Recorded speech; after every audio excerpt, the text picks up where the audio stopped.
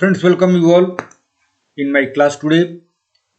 The today's class is CGL 2023 held on 18 July, Shift 2, Tier 1 English section class. So let's start. The first question is an idiom, and this idiom is by the skin of your teeth. By the skin of your teeth का मतलब होता है वे hardly, narrowly, just बेयरली, बहुत ही मुश्किल से. For example हम इसको एक सेंटेंस से समझते हैं. As soon as I came on main road a running truck pass through me but I could save myself by the skin of my teeth. दूसरा example, he was not very intelligent but he passed the examination by the skin of his teeth. तो बहुत ही मुश्किल से कोई काम अगर हम कर लेते हैं, करने लायक न हो, वैसे सेंस में हम by the skin of one's teeth का प्रयोग करते हैं. बहुत ही मुश्किल से वह एग्जामिनेशन पास कर गया, बहुत ही मुश्किल से वह अपने को एक्सीडेंट में बचा पाया, ऐसे सेंस में by the skin of one's teeth is used. So your answer is just barely. Option number 1 is the correct one.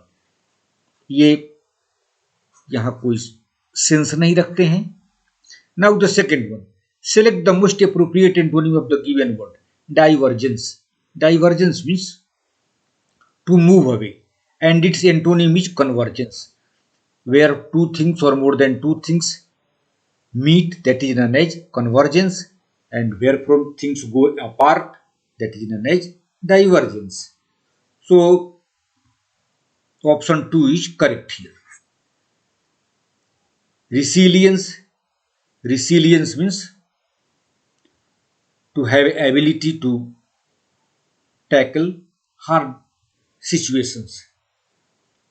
An ability to tackle odd situations is known as resilience. Existence you know, transience also you know. Transience means momentary. Then the next question, please ask the dog to get off my couch. तो ये of जो होता है ओ double F होता है. Get off, get off, O double F से होते हैं उसको उस चीज से अलग करना, टू सेपरेट करना. Get off my, please ask the dog to get off my couch. तो ये करेक्ट क्या होगा? Get off my, O double F. Next one, select the incorrectly spelled word. Here we will find out which spelling is wrong. Copulate is correct, portion is correct, horticulture is also correct here. Now spelling of ignition is wrong. Its correct spelling is ignition. Spelling of ignition is ignition. This is ignition. So now we will go to next question. The next question is an antonym of those streets are very lonely. Lonely का antonym हमें लिखना है. Lonely means not crowded. Lonely means a very peaceful place where people are not found, where people are not moving here and there. एकांतचित स्थान, lonely place, isolated place. तो ये सब इसके तो isolated, remote, they are a little bit synonyms of this. The antonym of lonely is crowded. Option number 3 is the correct one. The following sentences has been split into 4 segments. Identify the segment that contains a grammatical error. I fell asleep while I read the book. I fell asleep while I was reading a book. तो ये गलत कहाँ है? I read गलत है. यहां होना चाहिए when I was reading a book. यहां होना चाहिए I was reading. while का प्रयोग जब दो एक्शंस होते रहते हैं एक साथ तो while का प्रयोग वहां होता है। जब मैं किताब पढ़ रहा था तो मैं सो गया, तो क्या होना चाहिए था? आई fail asleep when I was reading the book। I fell asleep,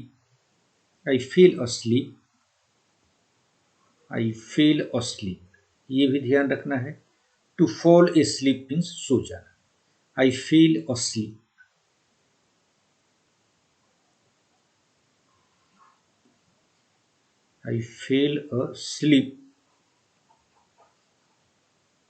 when I was reading the book, when I was reading the book। Now describe how you will tell your friends that Rohit helps Raghu is in active voice, you will have to change it into passive voice। So Raghu is helped by Rohit। Option 2 is the correct one, others are all wrong। Select the most appropriate option that can substitute the underlined segment in the given sentence। I will not go out if is raining। क्या होता है जब दो sentence future tense में होते हैं तो दूसरा सेंटेंस जो एक दूसरे से अटैच्ड होता है, which I will not go if it rains।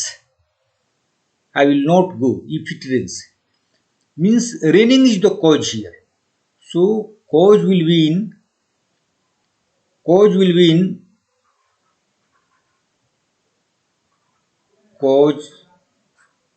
Present simple. Present cause को हम रखते हैं प्रेजेंट सिंपल और रिजल्ट को रखते हैं हम फ्यूचर सिंपल। रिजल्ट को कंसेक्वेंस को हम रखते हैं future simple.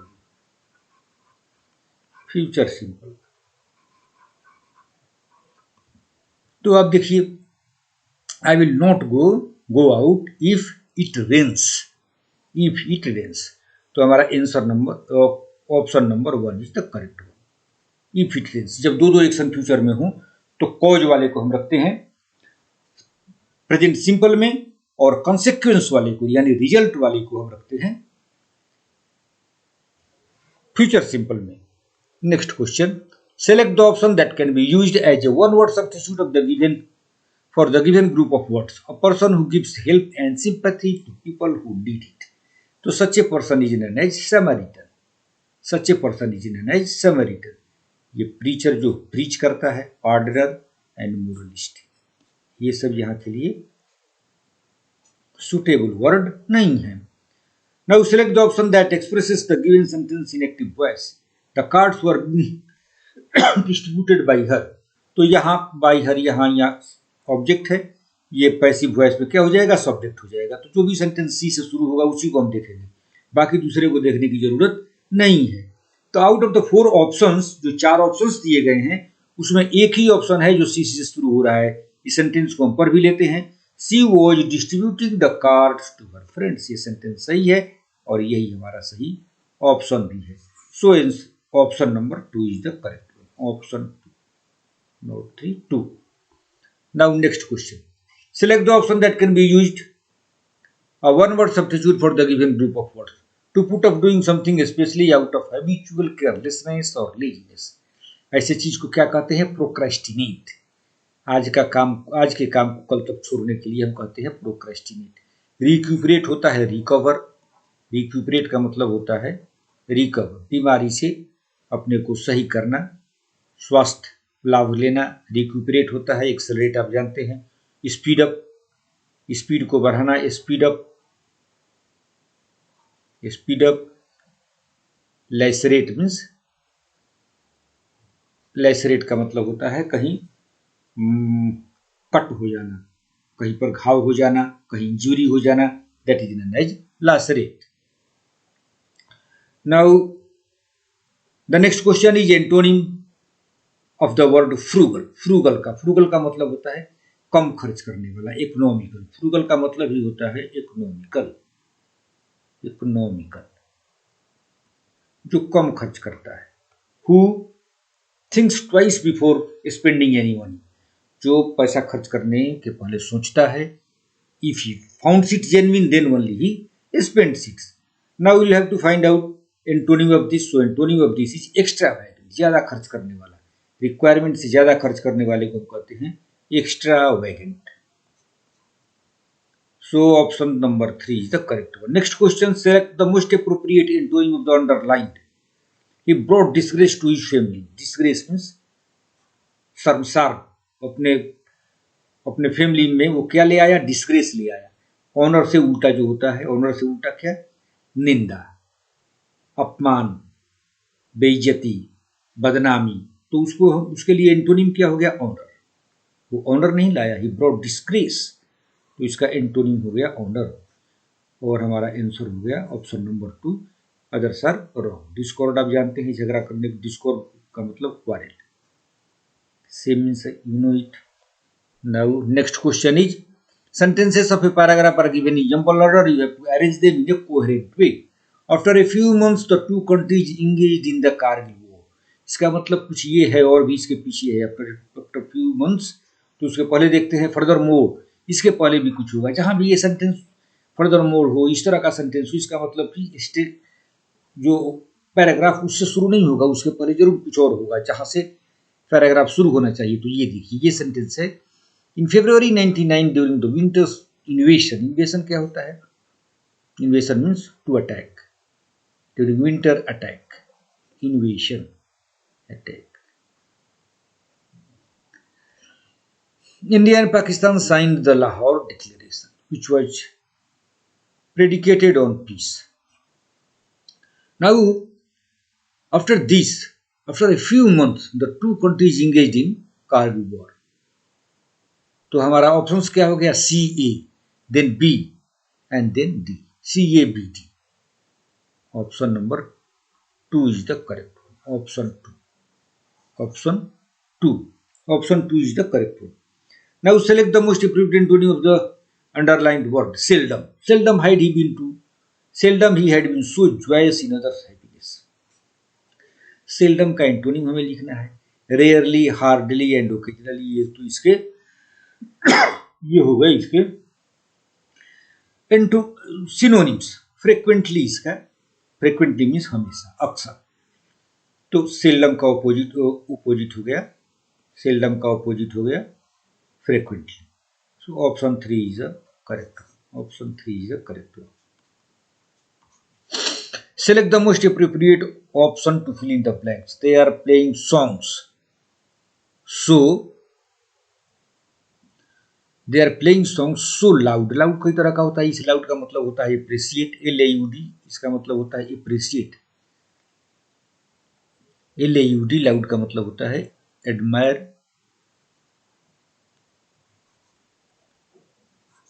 Praise,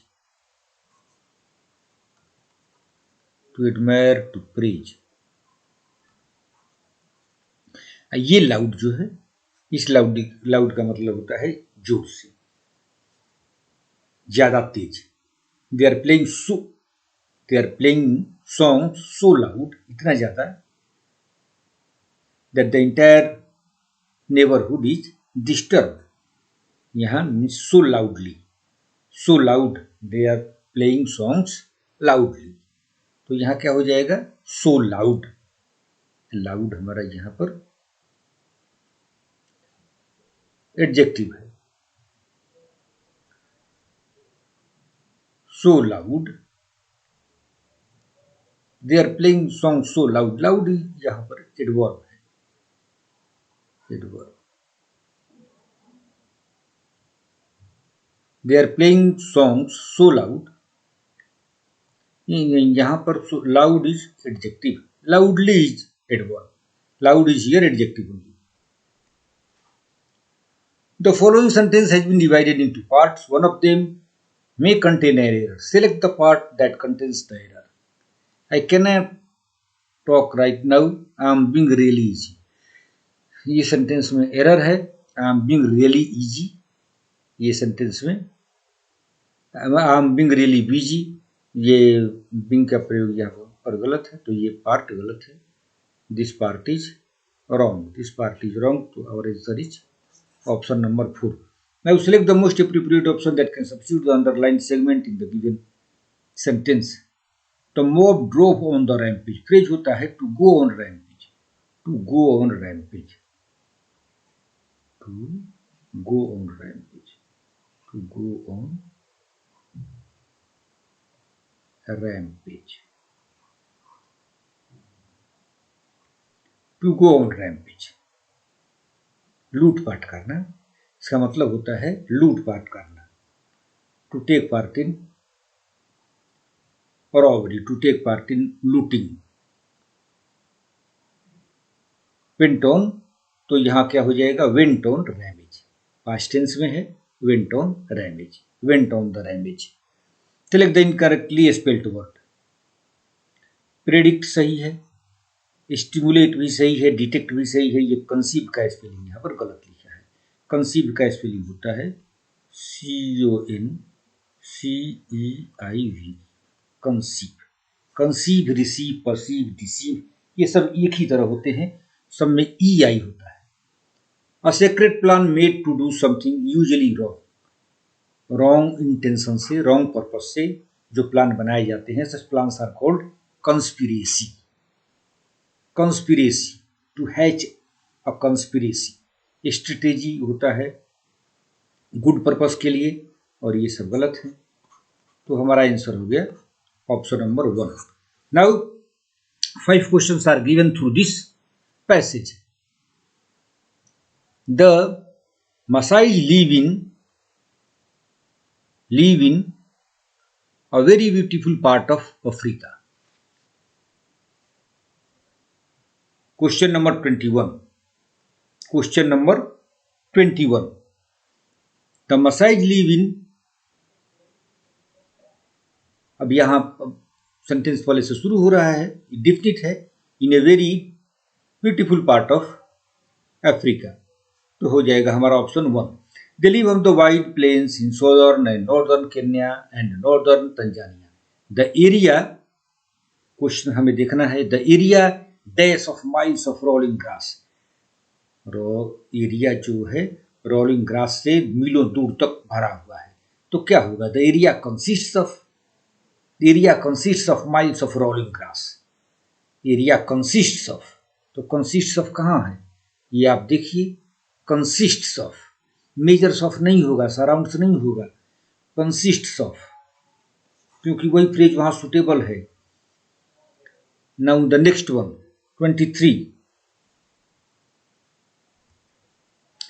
23 area consists of, then the people move from one place to another according to seasons, looking for grasses and other plants which their cattle can graze, other plants which their parent cattle can graze, and other plants देखें इसका क्या होगा, and other plants, they look for grasses and other plants जिसे उनके cattle graze कर सके। तो यहाँ क्या होगा, ऑन विच, यहाँ पर क्या था, कंसिस्ट्स, और ये हो गया ऑन विच, तो ये हमारा आंसर कौन था, ऑन कहाँ पे है, ऑन है थर्ड हमारा सही हो गया, third, option number 3 is correct. Now, when they want to settle in a place for some time, they build a kind of camp called a manyata, where a few families live for a few weeks or months. तो ये है 24 का हम देखते हैं, 24 का for a few months है, little नहीं होगा, लिस्ट नहीं होगा, सिग्निफिकेंट नहीं होगा, for few months. Option number 24, यहाँ पर क्या था, ऑन था।